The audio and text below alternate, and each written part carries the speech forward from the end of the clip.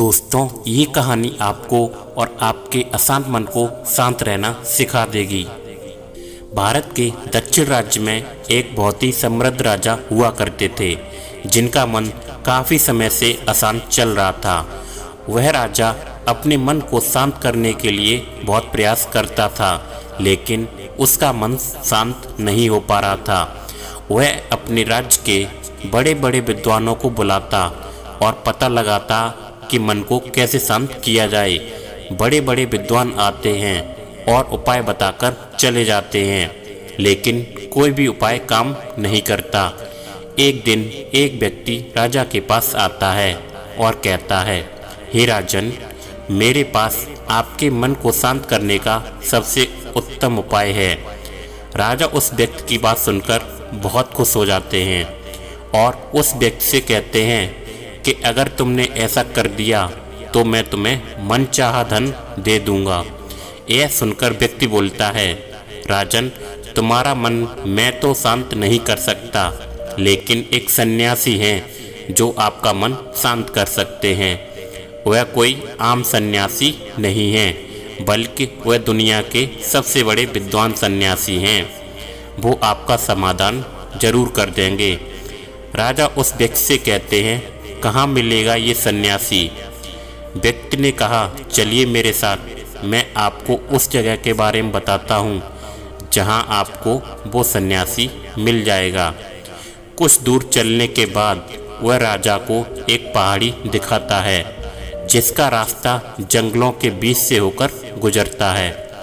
व्यक्ति पहाड़ी की ओर इशारा करते हुए बोलता है, वो महान सन्यासी आपको यहाँ से कुछ दूर उस जंगल के बीच पहाड़ों पर मिलेंगे, पर वहीं पर रहते भी हैं। राजा अपने मंत्री और कुछ सैनिकों के साथ जंगल से होता हुआ उस पहाड़ी पर पहुँचता है। पहाड़ी पर उसे वो सन्यासी मिलते हैं जो कुछ काम कर रहे होते हैं। ये सन्यासी कोई नहीं बल्कि बौद्ध भिक्षु ही होते हैं।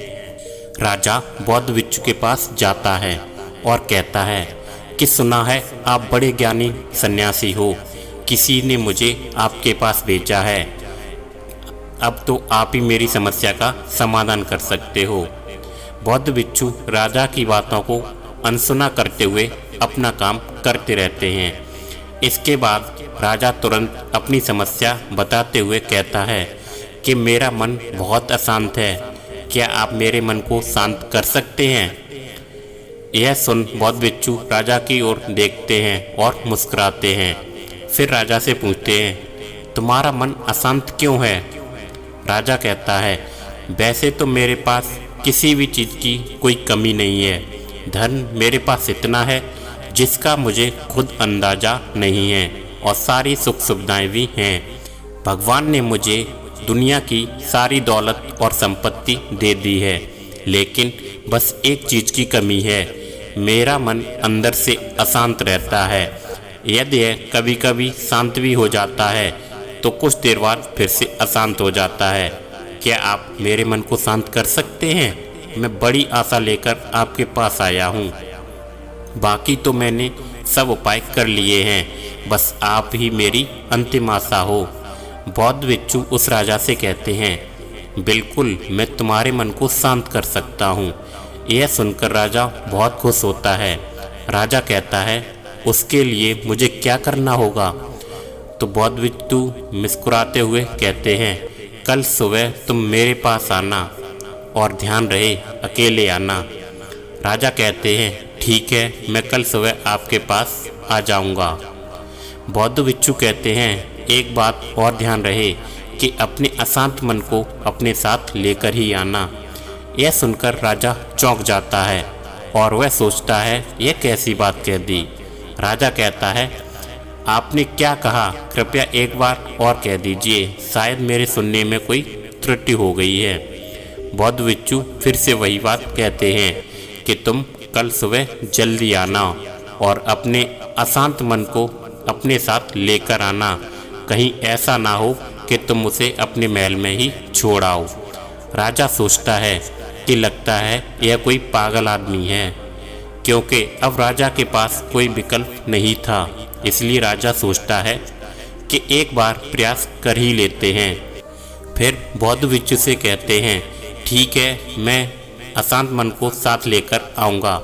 अगले ही दिन राजा सुबह सुबह बौद्ध भिक्षु के पास पहुँचता है और कहता है, मैं आ गया। बौद्ध भिक्षु उस राजा से कहते हैं, तुम तो आ गए, लेकिन तुम्हारा अशांत मन कहाँ है?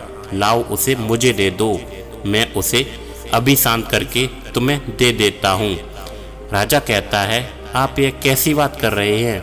आप इतने महान सन्यासी होकर भी यह भी नहीं जानते कि मन कोई ऐसी वस्तु नहीं है जिसे मैं उठाकर आपको दे दूं।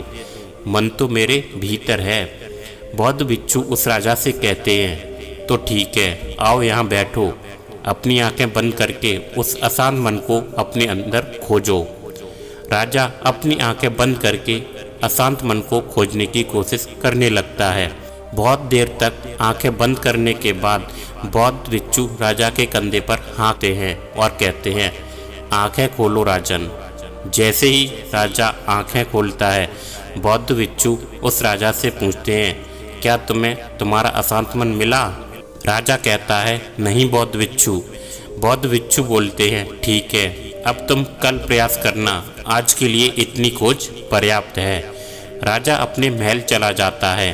अगली सुबह राजा बौद्ध भिक्षु के पास आ जाता है और वैसा ही करता है जैसे कल बताया था। राजा एक स्थान पर बैठकर आंखें बंद करके अपने भीतर अपने अशांत मन को खोजने का प्रयास करने लगता है। बहुत देर तक राजा बैठा रहता है। बौद्ध भिक्षु फिर से राजा के कंधे पर हाथ रखते हैं और कहते हैं, क्या तुम्हें तुम्हारा अशांत मन मिला? राजा बहुत शांत आवाज में बौद्ध भिक्षु से कहता है, नहीं बौद्ध भिक्षु। बौद्ध भिक्षु फिर से वही बात कहते हैं कि कल फिर से आना और पुनः प्रयास करना। अगले दिन राजा बौद्ध भिक्षु के पास आया और वैसा ही करता रहा जैसे पूरे 2 दिन से कर रहा था। राजा बैठता है और अपनी आंखें बंद करता है और अपने भीतर अशांत मन को खोजने का प्रयास करने लगता है। बहुत देर होने के बाद हर बार की तरह इस बार भी बौद्ध भिक्षु राजा के कंधों पर हाथ रखते हैं, लेकिन इस बार राजा अपनी आंखें नहीं खोलता है।